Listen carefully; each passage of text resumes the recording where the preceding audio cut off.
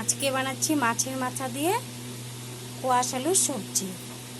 সোমবারে দিয়ে দিলাম একটা তেজপাতা, একটা শুকনো লঙ্কা আর গোটা জিরা।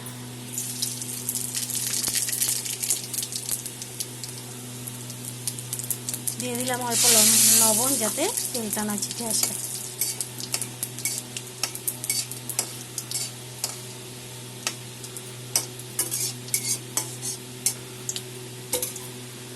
সোমবার আমার হয়ে গেছে। এখন দিয়ে দিব কেটে ধুয়ে রাখা কোয়াশ। এখানে আধা কেজি কোয়াশ আছে আর দুটো আলু।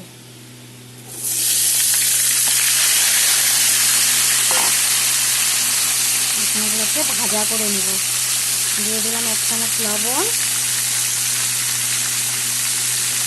দিয়ে দিলাম আধা চামচ হলুদ। এখন সব একসাথে এখন আমি সবজিটা ভাজা করে নেব।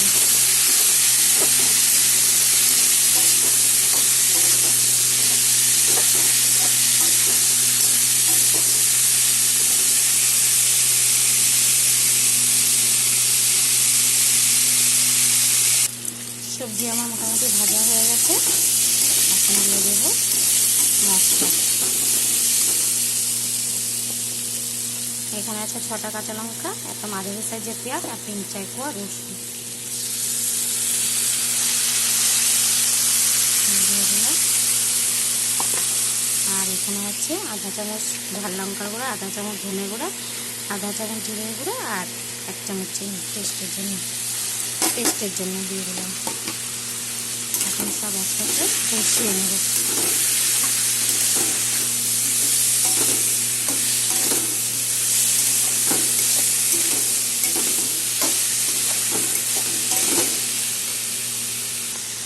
আগের থেকে মাছের মাথা ভেজে রেখেছিলাম, ওটা এখন দিয়ে দিলাম। মশলা সবজি সব সাথে কষিয়ে নেব। আগের থেকে ভেজে রেখেছিলাম, দিয়ে দিলাম একসাথে সব করতে। তারপরে আমি জল দিয়ে দেবো।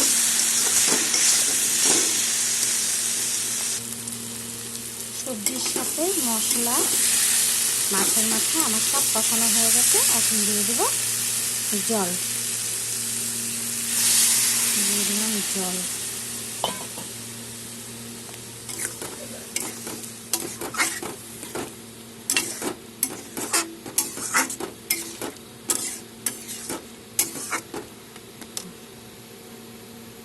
এখন ফুটে উঠলে তারপরে গ্যাসটা অফ করে দেবো।